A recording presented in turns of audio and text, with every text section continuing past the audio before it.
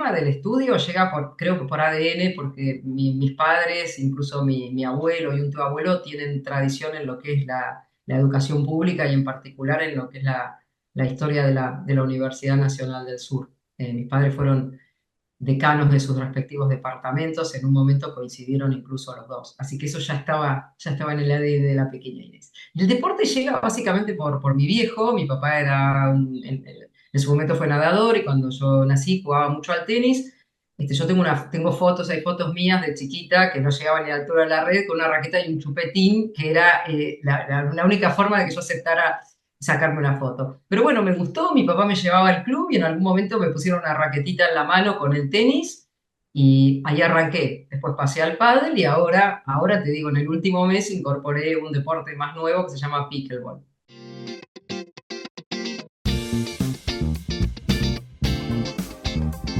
Apenas salgo del secundario, yo empiezo a estudiar licenciatura en economía, estudié un año y medio y la tuve que dejar porque, bueno, afortunadamente o no sé, después podemos discutirlo, tuve éxito rápido en mi carrera profesional del pádel, entonces me fui a vivir a Buenos Aires y era imposible porque tenía que cursar presencialmente y mucha matemática, que si bien me gustaba, me requería cierto esfuerzo. Así que por unos años dejé y cuando se abrió la carrera de abogacía en el 96 acá en Bahía Blanca, yo al año siguiente digo, quiero retomar la universidad y necesito una carrera que no me exija esto de la presencialidad y la matemática. Y bueno, y me gustó la abogacía, o sea, no tengo tradición jurídica en la familia, pero creo que sí he tenido siempre un cierto sentido de lo que es la justicia, yo hablar de palabras de si algo es justo, injusto, bueno, así que me aventuré en la carrera y la verdad es que me encantó.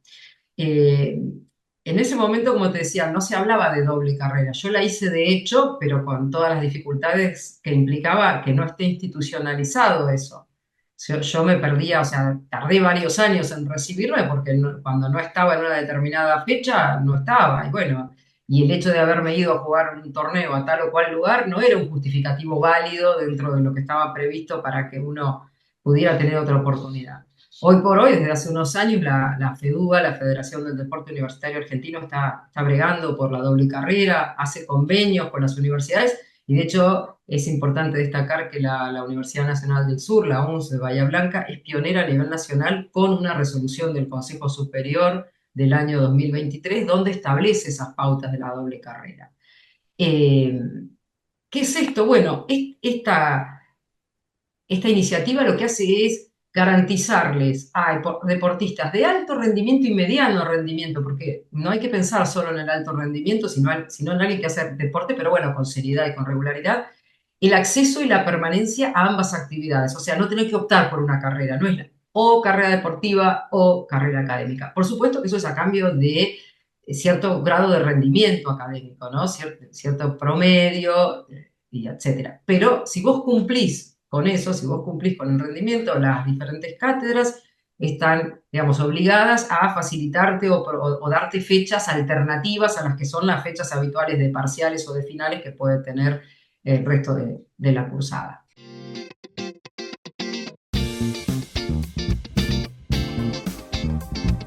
Bueno, diste en el clavo en una palabra que creo que me define, creo que me define. Igual le vamos a agregar algunos matices a esto porque en un momento eso que para mí era una virtud absoluta, después empecé a verlo también en algún sentido como una limitación. A mí me gusta la disciplina para todo, soy adversa al riesgo en términos jurídicos, me gusta tener todo bastante planificado. A ver, no es que no acepto planes B o planes C, pero yo siempre tengo que tener un plan A. No me consigo a mí misma en ningún ámbito y en ninguna situación sin tener algún plan. De hecho, yo soy la que se compra las pizarritas de entrenador para los deportes que practico, así todo eso. Me gustan los libros, me gusta estudiar. eh, pero, ¿qué significa? Como tengo muchos intereses, tiendo a la dispersión, o sea, disciplina más dispersión. Entonces, tuve que empezar a buscar estrategias para, bueno, sacar algo bueno de todo, de la disciplina, ¿sí? Y limitar la dispersión. Te voy a nombrar dos libros que me encantaron. Uno se llama Listas, de Eduardo Castica. Y esto tiene un doble valor, Castica. Primero porque te enseña algo que creo que es fundamental, una habilidad fundamental en estos tiempos, que es la curación de contenidos. En todo el mar de contenidos que tenemos de distintas fuentes, papel, de todo tipo, digitales, ¿viste? Redes sociales, de todo eso, bueno, es difícil la curación de contenidos. Entonces te enseña a seleccionar primero los contenidos de lo que sea, libros, podcast, de lo que vos quieras, y tener un camino efectivo y ordenado para poder absorber ese conocimiento que vos curaste y después no solamente absorberlo, sino poder aplicarlo, ¿no? Yo entiendo que cuando uno, digamos, va absorbiendo conocimiento, en el fondo lo que quiere es, bueno, ¿cómo aplico esto a mi propia vida? Entonces, esa disciplina trato de combinarla con un orden y además con un cierto margen de creatividad e improvisación. Castica habla de eso también, porque en definitiva dice que si nosotros ordenamos los contenidos, los aplicamos, nos permite ser creativos. Y otro autor que me encantó es un libro que se llama Free Play de Stephen Nachmanovich, que lo que te da son estrategias para que superemos esos miedos, porque en el fondo, digamos, la disciplina absoluta y la planificación permanente esconden un cierto miedo a lo desconocido. Entonces, que nos soltemos, que aprendamos a fluir, que eso va a favorecer la creatividad. A mí me costaba, o sea, históricamente a mí me hablabas de fluir y yo no me sentía cómoda, ¿no? Chocaba con lo que era mi idiosincrasia. Y entonces ahora con estos libros y también obviamente también con terapia, con mi psicóloga, por supuesto, aprendí que fluir es fundamental, que hay que darse esos espacios y que te permiten la creatividad.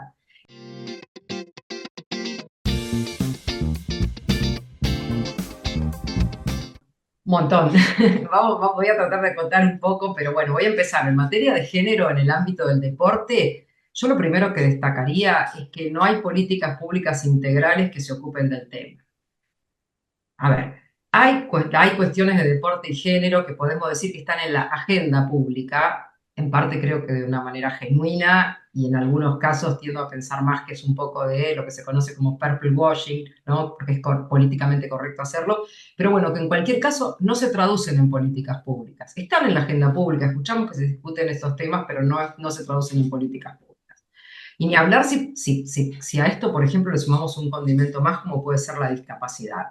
¿Sí? O sea, por ejemplo, ser mujer deportista y con discapacidad en Argentina es enfrentar un muro de dificultades y de indiferencia. Yo lo conozco en primera mano porque hay una atleta bahiense paralímpica que se llama Perla Muñoz, que es un ejemplo no solo de deportista, sino de persona que tuvo una vida increíble con todas las adversidades que te puedas imaginar. Llegó a ser atleta paralímpica y siempre, digamos, tuvo que remar contra lo que eran las propias instituciones. O sea, no hay igualdad, hay techos de cristal, falta de paridad y de representación en las instituciones deportivas, y ni hablar cuando la mujer se retira, ¿no?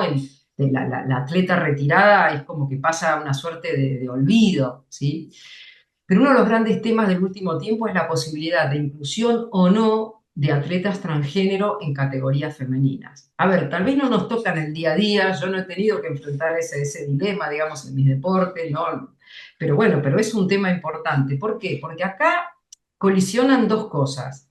Lo que es un deporte justo, si querés volvemos sobre este tema, versus lo que es cuestiones de derechos humanos, del derecho a la identidad de género autopercibida. Y en el ámbito del derecho creo que el gran tema es, de la misma manera que lo dije en el deporte, el famoso techo de cristal.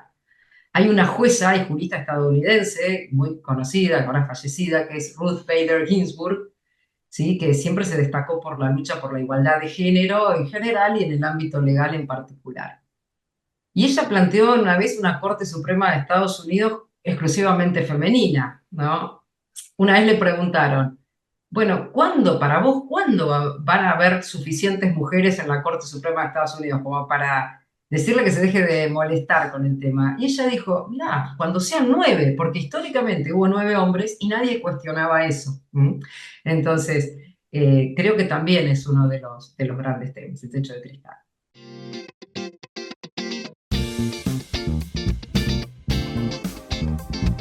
Bueno, esos son ejemplos de aplicación de lo que es la tecnología al ámbito deportivo. La tecnología, tanto en el ámbito jurídico como en el ámbito deportivo, es la inteligencia artificial generativa. No nos vamos a extender sobre esto, pero bueno. Y acá también podemos mencionar lo de qué es un deporte justo otra vez. No tanto, antes era por la cuestión de las atletas transgénero, y ahora te lo digo, bueno, porque si no hay un acceso equitativo a la tecnología, también empieza a estar en duda lo de un deporte. Lo del método Moneyball fue una estrategia, digamos, a nivel de gestión deportiva, que se basaba en el uso de estadística avanzada para tomar decisiones en cómo conformar un equipo. Esto se usó en el ámbito del béisbol, de los Oakland Athletics, esto fue a principios de los 2000, y el gerente general, que era Billy Beane, tenía poca plata, entonces tuvo que usar el ingenio. Entonces empezó a usar análisis de datos para detectar jugadores que eran infravalorados. ¿Sí? Pero dejó de usar las métricas tradicionales, no importaba el promedio de bateo, empezó a buscar otras métricas que no eran tenidas en cuenta. ¿Sí? Entonces esto inspiró como una suerte de revolución analítica en todos los deportes. ¿Por qué? Porque fue exitoso.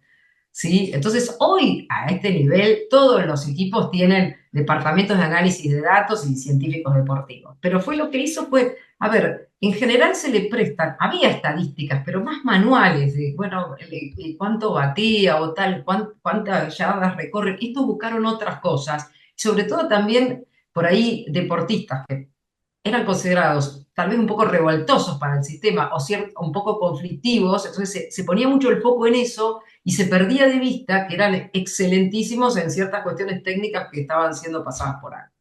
Eso es el método Manning. Después, ¿qué es la estrategia Kevin De Bruyne? Bueno, acá sí es el uso de la inteligencia artificial, ¿sí? Para, digamos, poner sobre la mesa, ¿sí?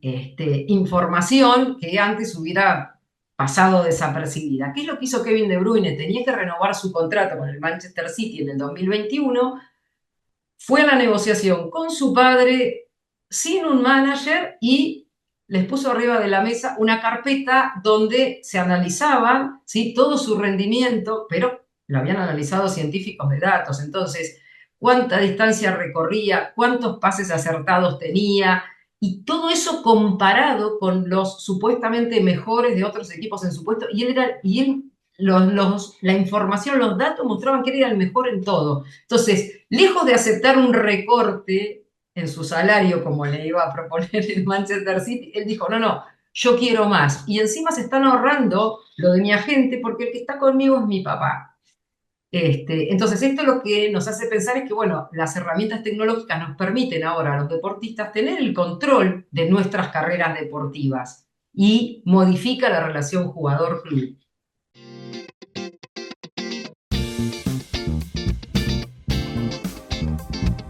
Creo que destacaría tres cosas. Una es que para poder hacer las cosas en simultáneo, digamos, el ejercicio de la profesión y alguna o algunas actividades deportivas, o incluso cualquier otra cuestión así que te apasione, primero hay que ordenarse, sí, hay que ordenar el tiempo, hay que saber manejar el tiempo. A mí me sirve mucho usar la estrategia de lo que se llama time boxing, que hay un autor que se llama Mark Sanders, que bueno, que me permitió, digamos, una determinada tarea enfocada en una tarea y además fraccionar esa tarea. Eso me sirvió mucho, ¿sí? Sí o sí hay que ordenarse para poder hacer varias cosas a la vez. Segundo, que se piensen a sí mismas como una empresa, ¿sí? En mi caso sería Inés Álvarez Sociedad Anónima. También, insisto, a mí me gusta mucho recomendar libros. En este caso, el que usé fue uno de Inés Temple, que se llama Usted Sociedad Anónima. ¿Sí? Hace de vos una marca registrada en la abogacía, en el deporte o en esa sinergia entre abogacía y deporte, abogacía y arte o lo que sea. Que te pienses como una empresa. Y para terminar, que hay que construirse desde las fortalezas y no pensar tanto en las debilidades. Yo durante muchos años fui muy perfeccionista, me enfocaba mucho en qué me faltaba para la perfección, que la verdad que es un ideal inalcanzable, y en un momento, bueno, me cambió la cabeza, por supuesto, esto es lo que aplico hoy en el derecho, y me gustó mucho una reflexión de Cachito Vigil, que fue el entrenador de las Leonas cuando las Leonas tuvieron esa explosión, y que él les decía que cada una piensa en lo que hace bien y no en lo que hace mal. Y a partir de eso se construyó el famoso, las míticas leonas. Y bueno, y eso a mí me sirvió un montón. Yo cambié la visión y ahora en lo que es la madurez, me pienso más desde mis fortalezas y no tanto desde mis debilidades y me divierto más y soy más feliz.